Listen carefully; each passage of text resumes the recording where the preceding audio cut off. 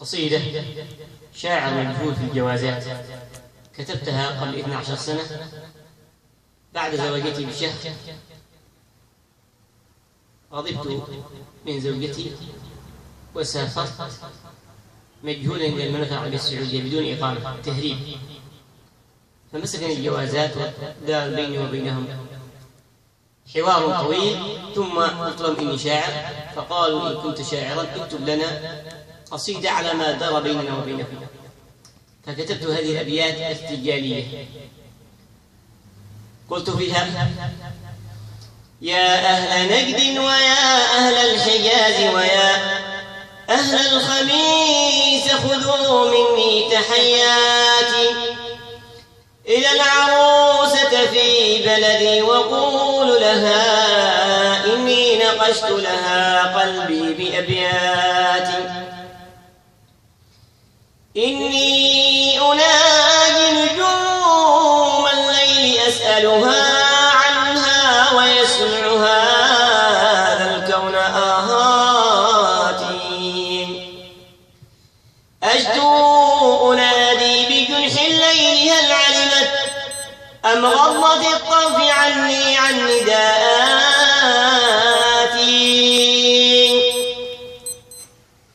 أشدو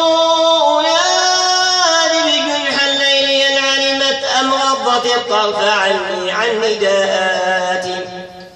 جسمي نحيل عظامي شبه عالية، بل صار جسمي شباك في البحيرات، فليس لي هاهنا روح أعيش به، أصبحت أشبه أشباحا لأمواتي. لا في حياتي أنال السعد في وطني، ولا استرحت بقبري من بلياتي. شعري ونثري وأوراقي مبعثرة تسير في الأرض من غير اتجاهات. موائد الشعر في أوطاننا دفنت، بل قمصوها بقمصان الخرافات.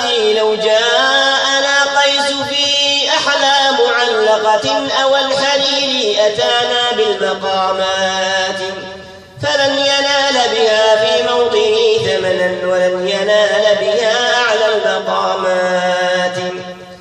أبناء نجد وأبناء الحجاز أبناء نجد وأبناء الحجاز أماءات لفك قيود اليوم من آتي. فارقت أهلي في بلدي أزاوركم، فهل علي رضيتم بالعداوات. شرط الجوازات لا تقسو علي ولا تظن إني ساتي بالهويات.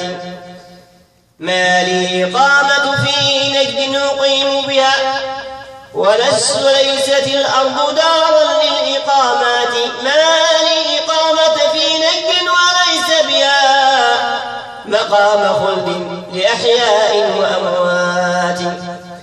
شرط الجوازات مالا لا تلاحقنا، ما ضركم إن تزودنا بأقواتي. إن تسجنوني فإن السجن نعشقه خير من السيح في أرض المذلات. إن تسجنوني فإني قد سجنت وفي صدري سجونا قد امتلأت بغصات.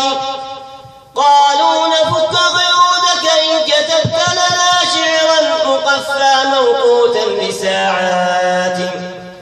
فأمطر القلب شعرا من سحائبه، أبكيت من سمعوا شعري وأبياتي. فقلت فيها أعدني للبلاد إلى أبي وأمي إلى أهلي وزوجاتي. لي زوجة صحرتني في الحياة سبت قلبي وأدورها في كل الأوقات. في الليل في وضح النهار وفي سكني وفي كل روحاتي وغدواتي. قد كان حظي من الدنيا اللقاء بها، فحقق الله لي في الأرضيات.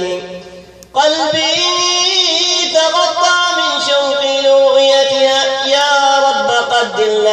اللقيا بميقاتي فارقتها وفؤادي باكيا أسفا والحزن يحرمني كل السعادات فارقتها ودموع الشوق قائلة إني حرمت كثيرا من ملذاتي فارقتها وبقائي لم يكن معها سوى ليال كثيرات الملمات فارقتها ونقوش الكف ما وصلت كلا ولا لفظت لي عشر كلمات ولا الورود التي في رأسها ذبلت ولا شكوت لها همي ومأساتي فارقتها ودفوف العرس معلنة كما الزغاريد هاجت في صباباتي قالوا تفارقها بعد الزفاف لما فقلت دين سباني من مسراتي إذ جرحتني بليل العرس غاضبة بل قابلتني بأصناف العداوات فقلت للناس هذا ما حلمت به أم كان هذا جزاء لابتساماتي إن كنت ضدتي فإن الأرض اتسعت ولا تخافي فإن الهجر عاداتي قد عشت في الغار قبل العرس أعواما وقد مللت كثيرا من مناداتي رحلت عنها بعيدا كي يعذبها ومن سواي شديد في البليات أبكي عليها ولا أدري أتبكيني أم استراحت أخيرا من معاناتي أحببتها حب لو قسنا الجبال به أحببتها حبا تزهو الجبال به ويملأ الأرض حبي والسماوات قال